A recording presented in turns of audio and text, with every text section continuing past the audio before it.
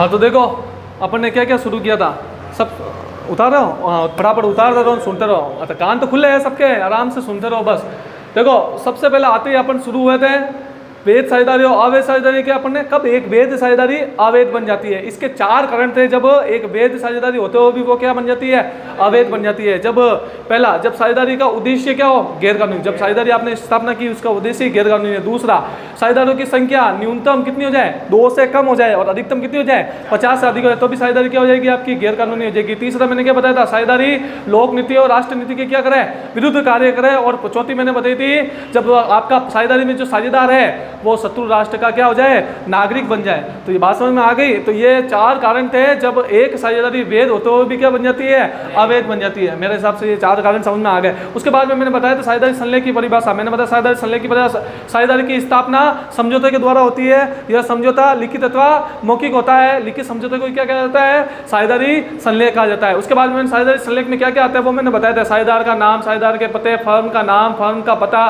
साझेदारों के द्वारा रखी जाने वाली पुस्तकें, साझेदारों के द्वारा किया जाने वाला ऑडिट, साझेदार तो लाभ हानि अनुपात, साझेदार है वो अपनी फर्म के समापन के समय लाभ हानि, फर्म के समापन के समय दायित्वों का कैसा निर्धारण करेंगे, साझेदारों के उत्तरदायित्व कैसे निर्धारित होंगे, ये सब किसके अंदर आएंगे, साझेदारी संलेख। इतना इंपॉर्टेंट नहीं है। फिर मैंने बताया था साझेदारी संलेख के अभाव में लागू होने वाले नियम। तो साझेदारी संलेख के अभाव में लागू होने वाले नियम है, उसमें मैंने सबसे पहले बताया था किसी भी साझेदार, सबसे पहले सभी साझेदारों के मध्य लाभ हानि कैसे बांटी जाएगी, इक्वल बराबर। किसी भी साझेदार को ना तो पूंजी पर ब्याज दिया जाएगा, ना ही किसी साझेदार से आर पर ब्याज वसूल किया जाएगा। उसके बाद में एक भूल गया था, वो मैं वापस बता रहा हूँ। मैंने ये बताया था कि किसी भी साझेदार को वेतन, बोनस, कमीशन इत्यादि नहीं दिया जाएगा। उसके बाद में यदि कोई साझेदार है वो पूंजी के अतिरिक्त ऋण के रूप में राशि देता है तो उसे अधिकतम कितने परसेंट, 6%। पूंजी पर नहीं कह रहा हूँ मैं क्या कह रहा हूँ, पूंजी के अतिरिक्त कोई ऋण के रूप में राशि देता 6%। साझेदारों के उत्तरदायित्व निर्धारित नहीं होंगे।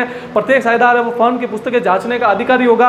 बात समझ में आ गई। और कोई भी साझेदार है वो फर्म की प्रतिलिपि भी प्राप्त करने का अधिकारी होगा। ये मैंने बताया था साझेदारी संलेख के अभाव में लागू होने वाले नियम। उसके बाद में मैंने बताया था पूंजी पर ब्याज की गणना। पूंजी पर ब्याज की गणना करने के मैंने आपको बताया कि सामान्यतः पूंजी क्या रहती है, वर्ष भर सामान्य रहती है, इसलिए पूंजी पर ब्याज की गणना कैसे की जाती है, सरल विधि द्वारा की जाती है। लेकिन यदि फर्म में पूंजी और लगाई जाए या निकाली जाए तो गुणनफल विधि द्वारा पूंजी पर ब्याज की गणना की जाएगी। और फिर मैंने आपको क्या करवाया था, एक एग्जाम्पल दिया था और एग्जाम्पल की सहायता से मैंने दोनों ही समझाए, तो याद आ गए दोनों।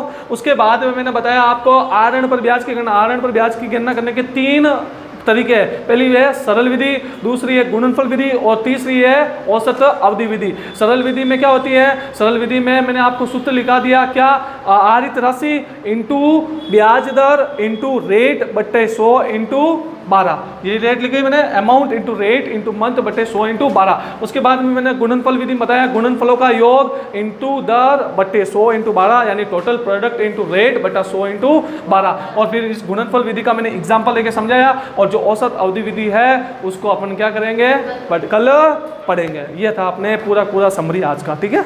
चलिए तो इसको वापस रिवाइज करना, अच्छे से पढ़ना। हाँ होमवर्क दिया था मैंने, कौन सा होमवर्क, कौन सा दिया था, उदाहरण नंबर 5 और 6 और पेज नंबर 24 पे 6ठा लघु त्रात्मक का 6ठा प्रश्न, ठीक है।